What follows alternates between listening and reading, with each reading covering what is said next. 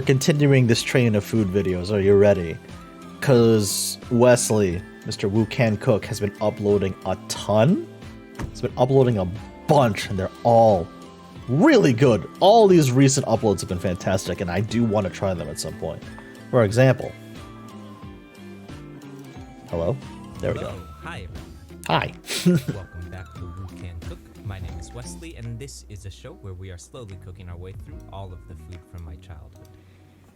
Today we're diving back into our series dedicated to Vietnamese classics with a shot I got one more macaron here, chat. Don't mind me. Fresh spring rolls. And yes, I really do mean it when I say, God damn it, these things were hard to make.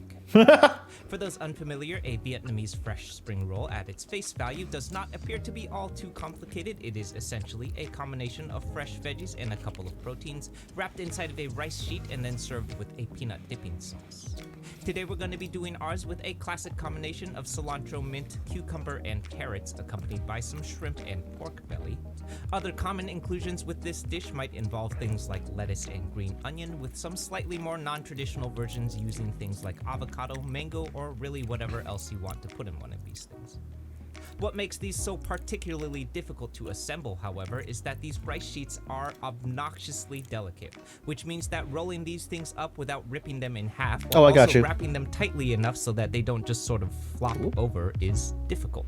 I got you, so Yashi. We're Sorry going to about take a that. look at something like my 5th and 6th attempts to roll one of these things when I was finally successful, plus the difference between the more traditional Nuoc Cham dipping sauce that you might often find in restaurants versus the peanut butter based sauce that we're going to assemble here today using good old Skippies. Okay, so let's get into it. Here's the funny thing. Peanut butter actually works decently well. It honestly works decently well as a substitute. Alright, so kicking things like off legitimately. First, we're starting off with the raw veggies that are going into our spring roll here, which today will be some julienned carrots and cucumber. Now, for the lazy and or chopping averse folks watching, I have seen plenty of spring rolls done with cucumber and carrot planks, which is a substantially easier chop to do, although for raw veggies, I personally prefer the julienne cut to make our bite a little bit more gentle. In any case, for our carrots, we're peeling and removing the root and stem ends, then starting off with some planks, laying them out on top of each other, and finally following up with our julienne cut.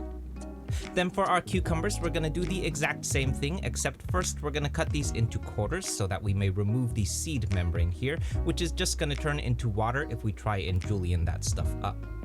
Then next up for our fillings, this is going to be 8 ounces of dried vermicelli that I'm rehydrating in some boiling water. Now, vermicelli is fairly accessible in most Asian markets, and really any type of vermicelli will do fine here, but ideally we're looking for here for our purposes today are these packed I found them at a local grocery store too. I was shocked. Bundled noodles, which are more I was honestly fucking shocked. I didn't think they would carry it, but they do. These blocks are really useful for us today because they're going to retain that square shape as they hydrate, making them a little bit easier to lay flat in our rice roll later on.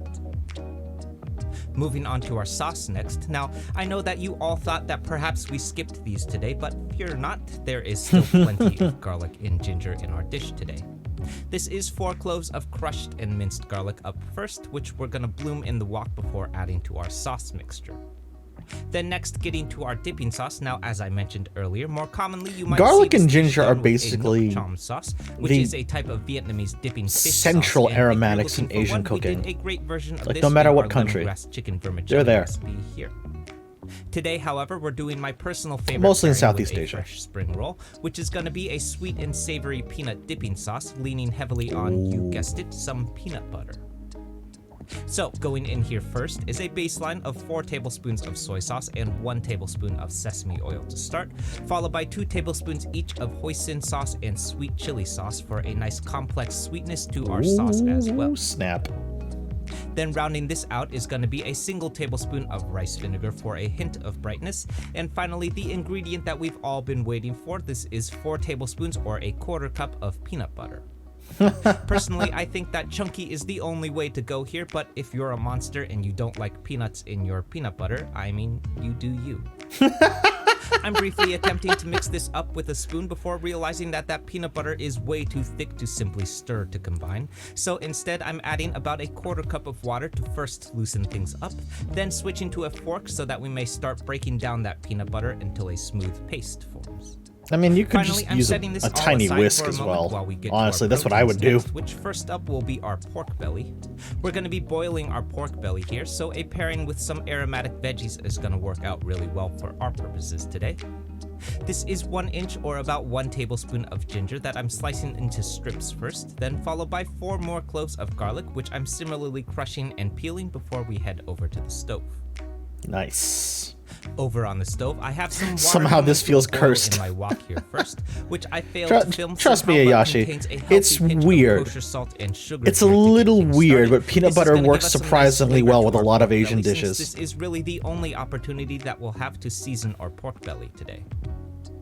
Then going in next is my sliced ginger, crushed garlic, and about 8 ounces or half a pound of pork belly. Oh, that pork belly looks so good. Hello? 10 minutes or until our pork Hello, that looks so fucking tasty. Internally before removing and setting aside to cool. I swear, I think I had that exact same onto our peanut sauce, cooking thermometer. Water from my wok here.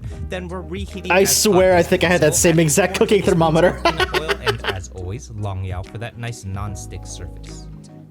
Then going in first, as promised, is our second set of minced garlic here, which we're blooming for about 15 seconds until nice and fragrant before following up with my peanut sauce mix next.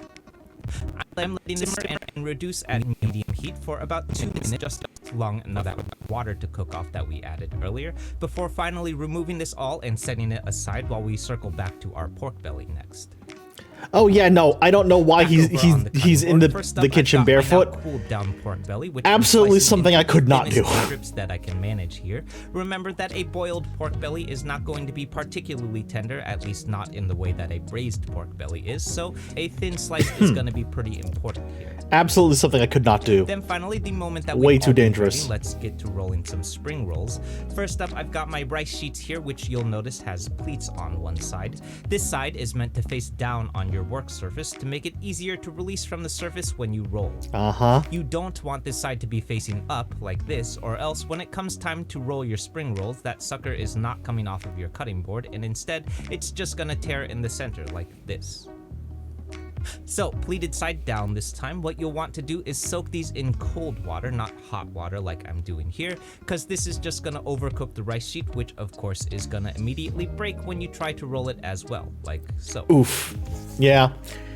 So those rice sheets are very cold water this time. We're giving our very rice finicky. A quick soak, then very adding finicky. our vermicelli noodles next, followed by some shrimp. These are some frozen, pre-peeled, deveined, and pre-cooked shrimp, which is, for what it's worth, one of my favorite shortcuts to a dish like this. Then next up is my pork belly, followed by some fresh mint leaves and cilantro, and finally my carrots and cucumbers to round this all out. Then good. We're rolling this thing up like a burrito, like a very, very delicate burrito, by folding in the sides first, then rolling it over and tucking it in tightly, and finally firmly but very gently pulling everything in one more time. We're setting this down with the open tuck facing downward so that our rice sheets seal shut as they dry. Then finally, last up is some gratuitous time lapse here, because I just want everyone to appreciate that although I did ruin something like the first 5 or 6 of these things that I attempted, I did eventually figure out how to properly roll these and managed to churn out at least another half dozen or so for dinner. Ooh, nice. Finally, we're serving these up with a healthy serving of our peanut dipping sauce on the side, and we're ready to eat.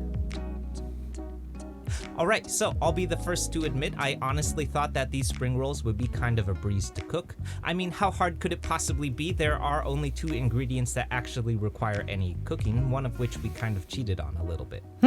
Let me tell you though that this might have been one of the more frustrating things that I have ever attempted on this channel, up there with the spectacular waste of $40 worth of Angus steak that time when I attempted Mongolian beef, not to mention basically everything that I have ever tried to bake. That said though, fresh spring rolls, specifically spring rolls with peanut sauce, has always been one of my spring rolls. They are labor intensive as all hell, but they're really good if you get it down right. They're really tasty if you get it down right. As you can imagine, the majority of our rich and bold flavors come from the peanut dipping sauce, which is genuinely one of my favorite things to eat ever. The sweetness from our hoisin and sweet chili sauce complement the savory qualities from our peanut butter and soy sauce nicely, in a way that's not overwhelmingly sugary, as is often the case with sauces that use straight sugar. Then our spring rolls have a nice chewy bite to them from the rice paper, which gives way to the array of fresh veggies and proteins that we've wrapped inside. Okay, so that's it, everyone. I hope you enjoyed this. I'm used to... The Philippines has their own sort of spring roll, except ours are like, they're deep fried. So they're like way more crunchy, way more robust. But at the same time, you can fit a lot more filling inside of them as well. But it's just like, you know, not as delicate as using like a rice sheet. Because I think you can steam those as well. You can steam those as well. But like for the Filipino ones, for the lumpia, oh man,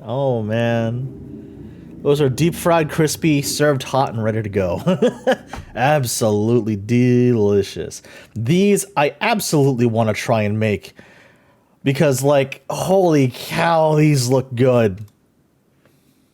These look real good. Hello, hi everyone. Welcome back to Woo Can Cook. My name is Wesley, and this is a show where we are slowly cooking our way through all of the food from my childhood. Today we're diving back into our series dedicated to Korean classics with a shot at an iconic Korean street food dish, which is a sweet stuffed and fried pancake, or hodok. For those unfamiliar, a Korean hodok pancake is comprised of a yeasted dough made with milk and flour, which is then kneaded and stuffed most iconically with peanuts, cinnamon, and brown sugar. Now, at this point, those of you that have been following along with this channel for a while now should know by now that anytime that we come across a culinary concept as simple as this one, it also presents us with the opportunity to do some weird cultural mishmashing, which is to say, you can put whatever you want into a hodok. So, let's have some fun with that. Finally, rounding this all out, we'll also be taking a look at my favorite smash and fry method for cooking these bad boys. See, that's why. Courtesy of some inspiration that's from one of my favorite why. Bay Area pop-ups right now, which is Sammy's hodok, who essentially likes to shallow fry these things to achieve that perfect uniform browning that we're looking for here. Okay, so let's get into it. Oh no, Yashi, I fully recognize the fact that there's a Jerry in this.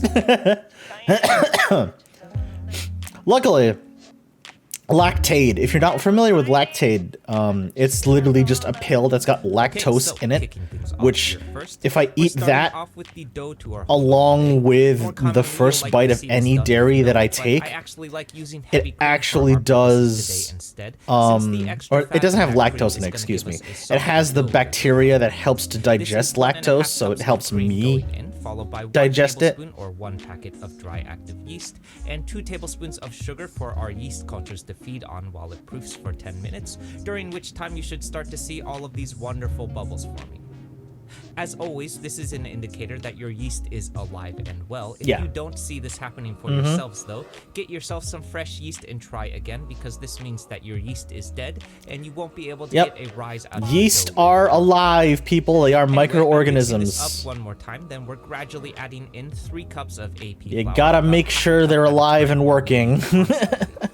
As always, keep in mind that cup measurements with dry ingredients like flour are notoriously inaccurate, so really what we're paying attention to is less about how much flour we've used and more about the moisture and density of our dough, which should be dense but springy and also cohesive and tight enough to pull away from the sides of the mixing bowl. I think I ended up using about 2 3/4 cup of flour here for myself, but again, adjust accordingly for your own attempts.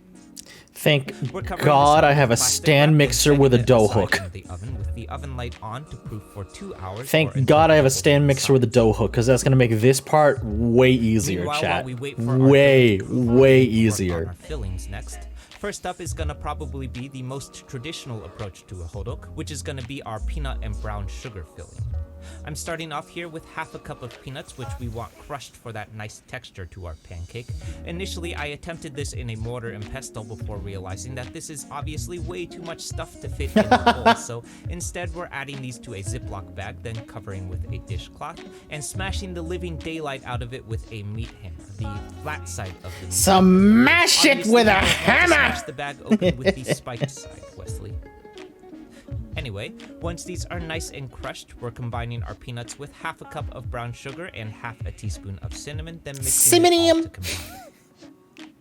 B. Dylan Hollis has ruined the word 2 cinnamon hours for later, me. we're circling back I can to our never, dough, I have to which, as force you'll myself to notice, say has cinnamon. sufficiently doubled in Or else I'm size gonna say here, courtesy of our cinnamon. yeast cultures. We're Here's laying this more out on a gun. liberally floured dough surface, then dividing our dough into 12 equal pieces by first weighing out the entire block God of damn dough, it, then, Yashi. divide it by 12. Math. Then next, we're gently working our dough pieces into about 2 inches in diameter. I briefly messed around with using a rolling pin here, only to discover that it's really not very necessary, and more than likely, you'll just end up over-rolling the dough anyway. Yeah, you don't want to So overwork instead, your I'm dough. simply just flattening these things out with my hands, then adding about 2 tablespoons of my filling to the center, and finally pinching the whole thing shut until we have this nice ball of dough formed. Then finally, we're giving our dough balls a firm but gentle press to form a patty. As a reminder, we're also going to be doing a bit of smash burger style smashing in the wok later on as well, so don't worry if yours are looking a little bit small like this, because they're also going to have a chance to widen out a bit later on too. Finally, last up before we head over to the stove, as promised, the world is our oyster today and no one is stopping This is us actually from really putting smart. whatever the hell that we want into one of these things, so let's get a little weird. Let's get a First little. up, how about a PB&J hot dog? Ooh, peanut butter and jelly. Staple ingredients, and Hey, anyone that has ever nice. fried a PB&J, let's knows go. that the peanut butter is gonna get nice and gooey later on once we start frying. PB&J, always a good choice. Then finally, last up, let's do my 2 favorite pancake ingredients. How about a blueberry and chocolate chip hot dog? Yeah, let's go. It's a pancake, so put pancake things inside of it. Or don't. Look, nobody is stopping you from putting fried chicken and mozzarella cheese into one of these things. I mean, I would. I would. Over on the stove, we're taking a page. I out of would the same honestly probably stove do something akin to chicken and waffles, like fried chicken and then just More top it with some commonly maple in syrup. street food, you might see this done Listen, on a that's flat gonna be top real pan fucking with good, something man. like Holy half a shit. gallon of oil or so. Chicken and waffles, For our man. purposes Oh, today, chicken though, and since I waffles, don't so want to good. deal with disposing of half a gallon of oil, we're doing this in a rounded bottom wok with about half a cup of oil instead. You'll notice that the oil is pulling up at the rounded center of my wok, which is going to allow us to shallow fry in a much smaller quantity of oil. We're frying these over medium heat.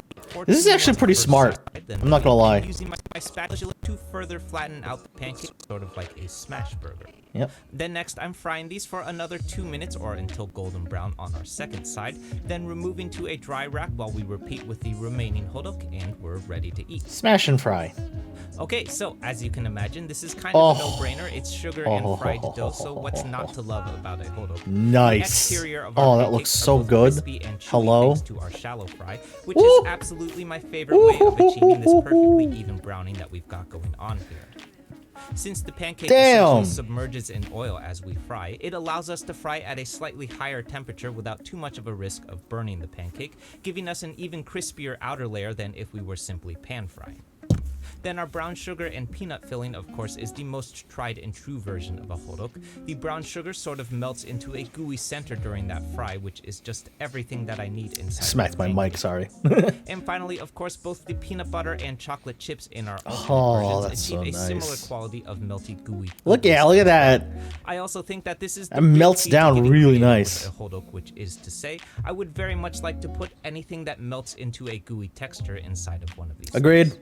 Agreed. I got Okay, so diabetes that's it, everyone. watching Hope you this. Man, apparently, like, because I've not been to South Korea. I've not been to South Korea, but like, apparently these are really popular street food, and I can see why. Holy shit, I can see why. Okay, this one. Ooh, Chad, I hope you're ready for this one, because I don't think I do the fried version. You'll see why in a little bit. But I would definitely do the normal version of these, because I love me some onigiri. Hello, hi everyone.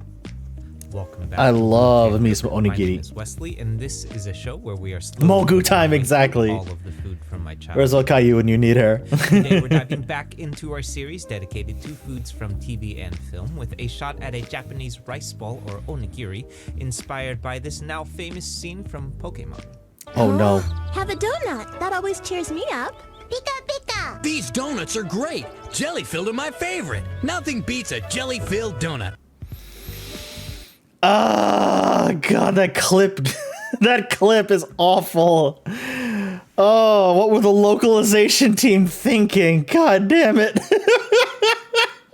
Okay, so for those I hate it. unfamiliar, I hate onigiri it. is I a hate it. very I hate popular it. I hate Japanese it. snack and or small God damn it, dish 4 kids. comprised of sushi rice, God damn nori it, 4 seaweed, and kids. most Why? typically some form of protein and or veggie-based filling. Today we're going to be doing ours with a miso glazed salmon borrowed from our fish taco recipe, but an onigiri can contain a wide variety of other savory proteins or veggies, or oftentimes nothing at all. If you want, you can also simply serve this dish as just sushi rice and dried seaweed, making for an excellent portable meal on the go. This, of course, means that the comedy of this Pokemon scene is that the English translation with Brock's voiceover takes on some very wide artistic liberties. I was when about to referring say an onigiri as a that- jelly-filled donut, which of course it is not.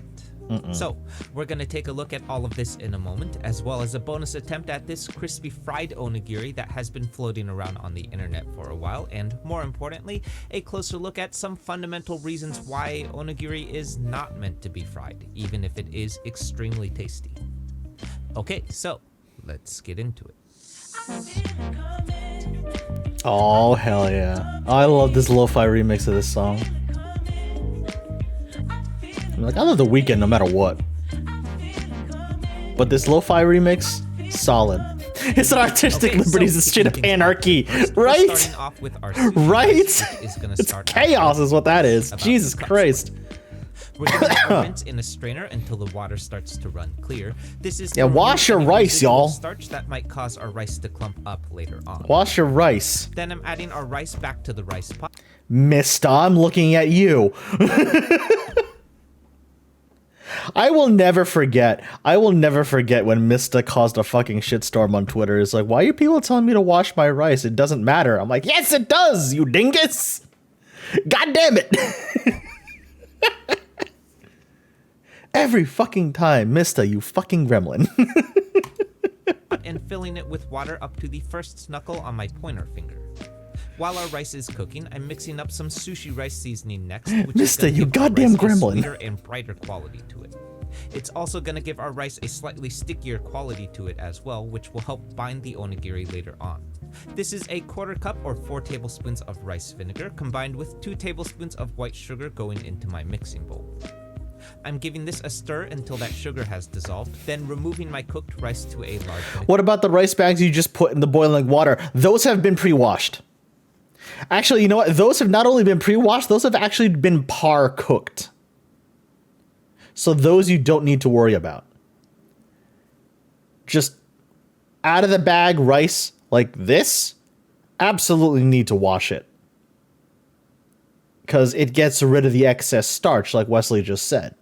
Because I've been buying like 5-pound bags of rice, like jasmine rice, that I use in my rice cooker here up in the layer. So it's just like, yeah, I always take the time to wash the rice because it's you will notice not only the texture difference but the taste difference as well. Trust me on this one, y'all. Mixing bowl and reserving Trust me on about this a half one. cup of rice or so. More on this in a moment. Then we're adding in our rice seasoning, giving a thorough mix to combine, and finally setting this all aside while we get to our miso glaze next. Up Nice. first for our glaze, I'm Miso starting off glazed with some salmon, aromatic very veggies, tasty. which we're gonna Very, add very right tasty. into our glaze. This is 4 tablespoons of crushed and minced garlic, followed by 1 inch or about 1 tablespoon of fine minced ginger, which I'm setting aside here, but really we could have just tossed this all into the same mixing bowl though, but whatever. Moving on to our glaze, now those that have been following along will know that what we're assembling here is literally the miso glaze that we used from our miso salmon taco recipe a few months back. This is 4 tablespoons of soy sauce and 2 tablespoons of sesame oil to start, followed by 2 tablespoons of brown sugar and a single tablespoon of mirin for some sweetness and acidity. Then, as promised, here's our 2 tablespoons of miso paste going in, which I'm whisking up with a fork until fully dissolved, then adding in my ginger and garlic aromatics, and we're moving on to our nori next. Okay, so for those unfamiliar, See, dried this is nori seaweed like this is more personal commonly used gripe. for rolling This is sushi, this is hence the why it one comes in ingredient large that's squares like almost so. fucking impossible for Since me to we're not find. rolling sushi today, I've though, gone all to we 3 really different need are some grocery stores now, rectangles chat. large enough to I wrap can't around find the sides nori of our fucking onigiri. anywhere. So I'm cutting these up into And I'm slices, mad then moving about on it. to my salmon next. I can't find Now, for nori those looking for shortcuts, I anywhere. have seen a good number of recipes doing And it their makes me onigiri with sad. some canned shredded salmon, which is a shortcut that I absolutely endorse because onigiri is absolutely meant to be a quick and easy meal to throw together. For our version today, though, we're going to be using these skin-on salmon fillets for a juicier and fattier piece of fish. The skin side of our salmon here contains a nice layer of fat, which should be a wonderful addition to our onigiri. More importantly, though, Can't we have can shit in also use Detroit. the skin side as a nice protective layer in our wok when we go Right? to do our sear coming up, which is going to be really useful in making sure that we don't overcook our salmon fillets too.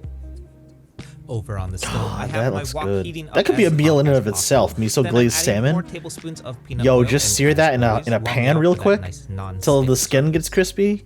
I'm Then telling you, next, here's my that's a salmon meal fillets by going in itself. Skin side to, oh my god. Whoops. Oh Jesus. Skin side down. Then we're letting this sear for 2.5 minutes undisturbed. 2.5 minutes later, we're adding some additional glaze to our fillets, then giving a flip and letting sear for another 1.5 minutes before removing. You may notice a few things going on here. Number one, that salmon skin is very burnt, and number two, that parts of our salmon are still likely undercooked. Both of these things are absolutely okay. Remember that we're not cooking chicken here, so it is absolutely safe to err on the side of undercooked salmon for a juicier piece of fish. Then as You don't want wanna to overcook we're salmon. gonna go ahead and remove this bit, revealing this nice tender piece of salmon underneath. If you're squeamish about fish skins, you can just toss this bit out, but if you're asking me, this is easily my favorite part of the I was chicken, about to so say. throw this over some rice with some soy sauce, and you've got yourself a really nice chef snack going on. I was about to say crispy But anyway, we're tossing crispy our fillets fried into a large fish mixing skin. bowl, then using some Yo, forks or a absolutely fork delicious. for You're some missing out, to shred man. up You're our missing salmon out. until we have some What I nice would have meaty done, chat, is I would have I'm seasoning this I all would with have, a few more um, tablespoons of our miso I would glaze, have, then like, adding this all to crushed our up and, awaiting like, sushi rice. small Finally, I'm chopped giving this all that one fish more toss skin to combine, and folded then it into adding the back that onigiri half cup also. of reserved rice as needed, depending I think that on would how have well been a really nice distributed your addition, salmon is personally. looking. You remembered to hold back some of that rice, right? I personally think it would have been a Moving really on to good our rice addition. molds next, we're gonna start by adding our rice to this neat little onigiri mold, which, for what it's worth, is literally just a mold shaped like a triangle. So if you don't have one of these, you can also achieve the exact same thing with a cookie cutter mold too. Although Nice. I will admit there is something strangely satisfying about eating things shaped like triangles. I don't know. Next up, over on the stove, I have my wok You heating up could over also medium learn heat this to time. Then I'm adding fold another them 4 or, like, tablespoons form of the peanut onigiri oil by and hand. one more long yao, so that we may take our I best don't shot know at how to making do these it. I crispy haven't fried perfected it very onigiri well, next, but which is essentially I know to you- say it's a we're gonna fairly sear them about simple- 2.5 minutes on either fairly side until a simple crispy motion to golden do. brown top layer I want to eat the begins to salmon and form rice like so. mixture, right? It's really good, honestly. Onigiri Over is on the cutting board for delicious, our and it's really traditional easy to throw onigiri, we're together. simply taking our nori strips, then wrapping them around the bottom of our rice triangles, seasoning with a bit of furikake around the sides, and these are ready to eat. Now, a quick note before we move on, you will notice that the sticky and tacky qualities of our sushi rice are playing a very important role here in allowing that furikake and nori to adhere to the onigiri. This is important because for our fried versions, this is not going to work quite as smoothly since the rice is not tacky anymore. But as always, I'm doing my very best to wrap these in nori as well, and we're ready to eat. Okay, so right off the bat, I'll be the first to acknowledge that there are neither any jelly nor donuts in these Pokemon jelly donuts today because why? Onigiri isn't a thing But in that Europe said, and though, this in might be France some at of the least. best Oh, onigiri that's, that I've yeah, had I in can quite see some that. time. The miso glaze to our salmon get is that. the perfect complement to our sushi rice that adds a wonderful depth of flavor and umami that brings the whole dish to life. Also, as you I can just imagine, happen to it would be live fairly simple to swap nearby this out too if you don't happen to have two salmon on major hand. I cities can that see how have a shredded crab, very chicken, or pickled large daikon would Asian all make population. wonderful swaps here.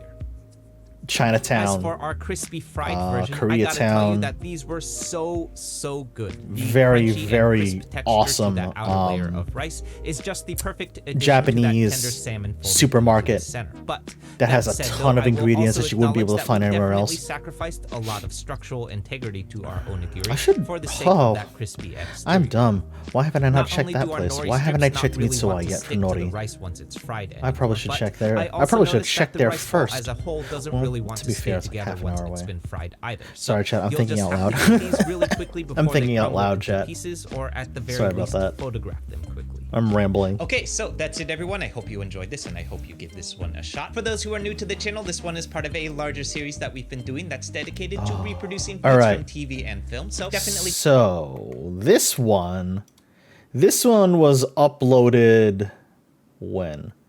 Literally today, literally a few hours ago, honestly. So I haven't seen this one yet. I'm very interested to see what this one is because I love taking dishes from restaurants and like making versions of them you can do at home. I'm a huge fan of that. 100%.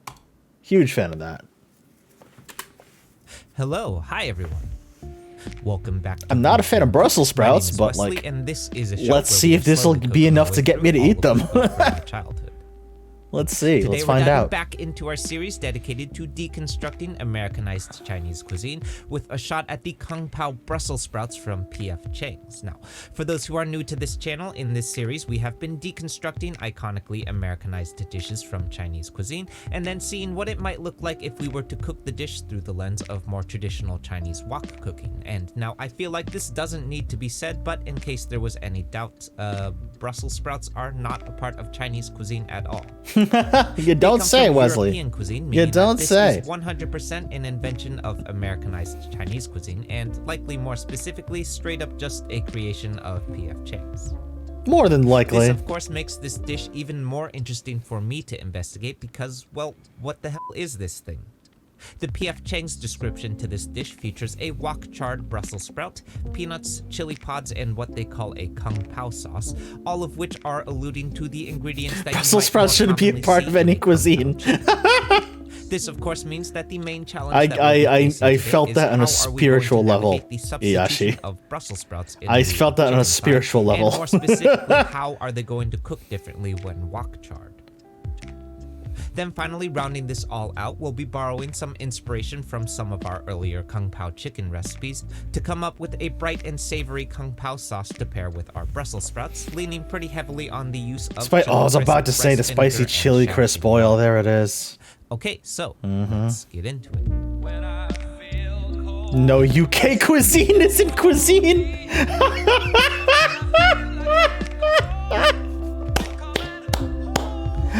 Ooh, zing! Well done, Iyashi. Okay, so diving right in, we're Man starting saw off his today, shot as and he with took most it. of our stir-fries, with the aromatic veggies of our sauté. This is going to be 4 cloves of crushed and minced garlic, followed by 1 inch or about 1 tablespoon of finely minced ginger. We'll be adding these fairly late in our stir fry today to accommodate our wok char, which again would be pretty similar to what you might see done in a Kung Pao chicken as well. Then next up here are our Brussels sprouts. Now, as with any dish working with a Brussels sprout, remember that these things are essentially tiny mini cabbages, which tells us 2 very important details today. The first being that the bitterest and worst tasting part of the sprout is its root end, so we don't want this to stay on because it's going to taste acrid no matter how much sauce that you cover it in. But the second equally important detail that we want to also remember is that while you may be tempted to lob off the entire root end, what we actually want to do is just remove the smallest bit of the root that we can manage, because if you chop off too much of the root, there won't be anything left to hold the Brussels sprout together anymore, and it'll just sort of fall apart in the wok fry, which is also not good. I can get, yeah. I So get we're that. splitting the I difference understand here that. with half a pound or 8 ounces of Brussels sprouts, then setting these aside while we get to work on our Kung Pao sauce next. Remove it all. It's fine. Alright, so those following along with this series will know that we have actually done several different versions of a Kung Pao chicken on this channel before, so we've got plenty of inspiration to draw from already. For our Kung Pao Brussels sprouts today, however, I actually wanted to lean a little bit harder into the brighter, lighter, and more acidic elements, rather than the richer and more umami-forward qualities that we often feature in stir-fries. I think that this is going to work really nicely with those thin leaves of our Brussels sprouts, which are going to hold onto a lot of sauce in each bite once they're fried up, so we don't want that sauce to be too rich. So up first here is 4 tablespoons of soy sauce to start, plus a single tablespoon of dark soy sauce and 2 tablespoons of hoisin sauce for a bit of sweetness and sugar. Dark soy sauce is another ingredient I gotta get my hands on. Here's our acids coming in. This is 2 tablespoons of rice vinegar and a single tablespoon of Shaoxing wine for those nice bright acidic qualities. Never been able to find Shaoxing wine anywhere. Out is going to be 2 tablespoons of chili crisp oil for some gentle and pervasive heat. Then lastly, in a separate bowl is going to be 2 tablespoons of cornstarch. I don't have that particular chili crisp oil on hand. What I do have in my pantry is a container of sambal olek, which I fucking love adding to everything. Then I'm adding about a half cup of peanut oil for our wok char. Now, if this seems like a lot of oil, remember sambal olek is delicious, chat. If you haven't had a chance to try it, there would be some nice go out of your way too. It's amazing. Chicken thigh, which would then contribute wonderfully to our sear and wok hay. Obviously, for our Brussels sprouts, though, we're not going to have the benefit of that extra fat, so the addition of that extra oil is going to be important to make sure that we don't get any burning with these sprouts today. I'm layering these flat across the surface of my wok and letting sear for 2.5 minutes undisturbed before tossing and sauteing for an additional 2 minutes until tender. Then next, we're employing some batch cooking here to account for the lower temperatures of my home range. I'm removing my Brussels sprouts and then adding in some raw peanuts and dried Tianjin peppers for a quick 2-minute dry toast. Ooh. This is gonna open up the aromatics of those chili pods nicely and also give us a bit of bite to those peanuts as well. Then next, we're reheating, adding 2 more tablespoons of peanut oil and giving 1 more long yao for our third and final batch cook, which at this point is essentially just our aromatics. So here's my garlic and ginger going in for about 15 seconds until nice and fragrant. Then finally, we're adding everything back to our wok now that everything has been flash cooked on high heat. Here's my Brussels sprouts, peanuts, and chili pods going in, followed by my sauce element plus about a 1/4 cup of water. I'm giving this all 1 more toss to combine, then adding in my cornstarch slurry to thicken that sauce up, and we're ready to eat. Nice, nice. Okay, so first off, I wanted to take a moment and officially debunk the myth that Brussels sprouts are the gross, bitter vegetables that we were all somehow collectively forced to eat as children, which is absolutely false. The real truth is that you've probably just been eating really poorly prepared Brussels sprouts this entire time, which is absolutely very common. When done properly, though, what you should have here is a smoky, toothsome sprout with a nice crisp and bright flavor that most certainly is not bitter or acrid tasting. But keep in mind, though, that we are also walking a very fine line with the root of that Brussels sprout here. Remove too much of that root and you've got yourself some shredded Brussels sprouts for dinner, and remove too little of it and we're back to that bitter, acrid tasting sprout again. When done properly, though, I actually think that the Brussels sprout lends itself really nicely to a wok cook like this, despite being culturally way out of place. Their dense and durable nature pairs nicely with the intense. I don't know if it'll be enough to turn me around on Brussels sprouts. But I'd at the very least give this a try. I'd at the very least give it a try. I don't know. That complements but doesn't overpower our Brussels sprouts, which is often the line that we walk with stir fries like this. Then finally, our chili pods and chili crisp oil add a My nanny made us Brussels sprouts and made us eat it because you should try everything. Oh, I've heard that before. Okay, so that's it, everyone. I hope you enjoyed this, and I hope I've heard that before. I mean, I've kind of, mostly because of my time in culinary school, I've developed a I'll try anything at least once sort of mentality when it comes to food. Because at the very least, if I eat something and I don't like it, I know I'll never touch it again. I don't know. That's kind of the mentality I roll with these days.